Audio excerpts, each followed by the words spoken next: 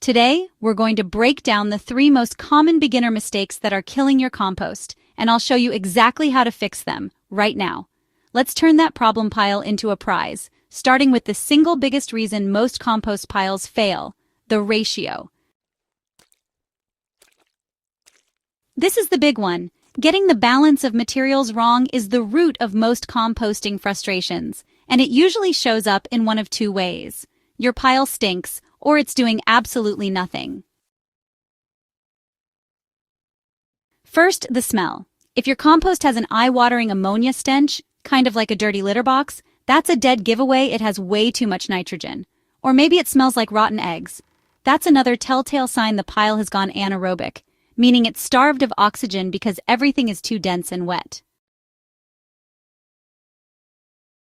Now, scientists call this the carbon-to-nitrogen ratio, but we can just call it browns versus greens.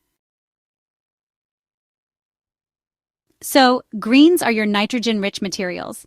Think fresh, wet, vibrant stuff, like kitchen scraps such as veggie peels and fruit cores, fresh grass clippings, and even coffee grounds. These are basically the proteins that help the good microbes grow and multiply. But, when you have too many greens, you end up with that smelly, soggy mess because the excess nitrogen just gases off as ammonia. On the other side, you have browns. These are your carbon-rich materials, usually dry, bulky, and well brown. Think dried fall leaves, straw, shredded cardboard, and small twigs. Carbon is the fuel. It's the energy source for all those tiny workers. If your pile is just sitting there, not heating up and looking exactly the same as it did months ago, it's because it's starving for nitrogen to kickstart the whole process.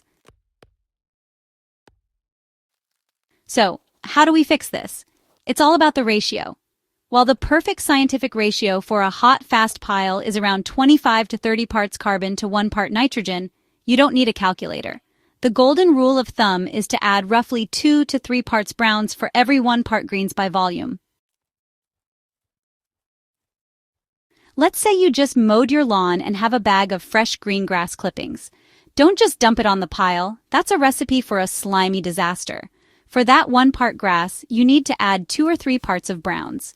That could be a layer of dry leaves, some shredded Amazon boxes, or torn up junk mail. Okay, so what about the pile you have right now? If it's smelly and wet, you're heavy on the greens. The fix is to add a ton of browns. Grab a pitchfork, start turning that pile, and mix in a generous amount of shredded cardboard, dry leaves, or sawdust. This will soak up the moisture, create air pockets, and give the microbes the carbon they're screaming for. If your pile is dry and dormant, you need more greens. Mix in some fresh kitchen scraps, coffee grounds, or those green grass clippings. Give it a little water, turn it all together, and you should feel it start to heat up within a day or 2. Honestly, balancing your browns and greens is the fundamental skill of composting. Get this right, and you're 80% of the way to success. Mistake number 2, completely forgetting about moisture. Your compost pile is a living ecosystem. The microbes doing all the heavy lifting need water to survive, but, and this part is key, they can't swim. This mistake also shows up in 2 ways. Your pile is either a sludgy swamp or it's bone dry and dead. Let's talk about too wet. If your pile is soggy, matted down, and has puddles, it's drowning. This usually happens when you have way too many watery greens or after some heavy rain. All the air pockets the good bacteria need to breathe get filled up with water, and the pile goes anaerobic. That's when the bad microbes take over, producing those awful rotten egg smells and that slimy texture. On the other end, there's too dry. If your pile looks just the same as it did 3 months ago and feels dusty when you dig in, it's too dry. The microbes have basically dehydrated and gone dormant. Decomposition has screeched to a halt because they just don't have the water they need to work. The solution to both problems is actually the single most important analogy in composting. Your compost should feel like a wrung-out sponge. It's the perfect description. It needs to be moist but not dripping. To check, just reach into the center of the pile, grab a handful, and give it a good squeeze. If water streams out, it's too wet. If it just crumbles and feels dusty, it's too dry. But if you squeeze and only a few drops come out and the material holds its shape when you open your hand, that's the sweet spot. That is perfect. So, how do you fix it? If your pile is a swampy mess, the fix is your best friend. Add more dry, brown materials. Immediately turn in a bunch of shredded cardboard, straw, or dry leaves. They act like a sponge, soaking up all that excess water and creating new air pockets. If you know a big storm is coming, you can even throw a tarp over the pile to keep it from getting waterlogged again. If your pile is too dry, the fix is even easier. Just add water. Use a watering can to sprinkle it over the pile evenly. Try not to just blast it with a hose, which can compact things.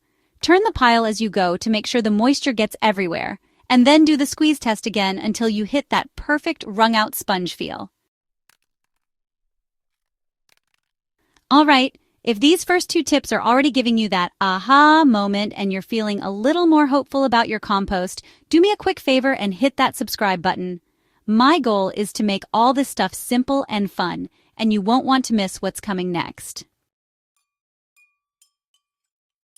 So you've balanced your browns and greens, you've nailed the moisture, but your pile is still just slow. What gives? The third critical mistake is a lack of air. Your compost pile has to breathe. Composting is an aerobic process, meaning it depends on tiny organisms that need oxygen. When a pile gets compacted, the oxygen supply to the center gets choked off. Just like a waterlogged pile, this creates anaerobic conditions that suffocate the good microbes and invite the smelly ones to the party. The whole process just grinds to a halt.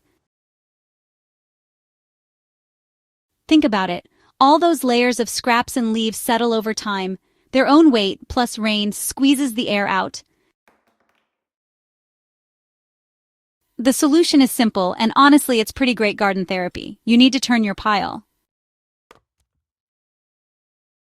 Turning your compost with a pitchfork does three fantastic things at once. First, it pumps a fresh supply of oxygen into every part of the pile. Second, it mixes the greens and browns, the wet spots and dry spots, keeping everything nicely balanced. And third, it redistributes heat. The center of the pile is the hottest, so turning moves the cooler outside stuff into the middle to help it break down faster. So how often should you do it? For a really active, hot pile, aim for every week or two. If you're a more relaxed composter, even once a month makes a huge difference. The key is just to do it. When you turn it, try to move the stuff from the outside to the center and the core material to the outer edges. You'll often see a freshly turned pile start steaming within 24 hours as those re-oxygenated microbes have a feast. That's how you know you're doing it right. And whatever you do, never press down on your compost to make more room. You want it light and fluffy. Okay, you've mastered the big three and want to level up. Here are 3 quick-fire pitfalls to avoid. First, adding the wrong stuff. Your compost pile is not a garbage disposal. Never add meat, bones, dairy, or oily foods. They smell horrible, attract pests like rats, and can carry pathogens.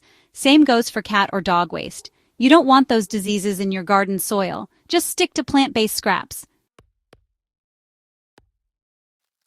Second, making your pile too small.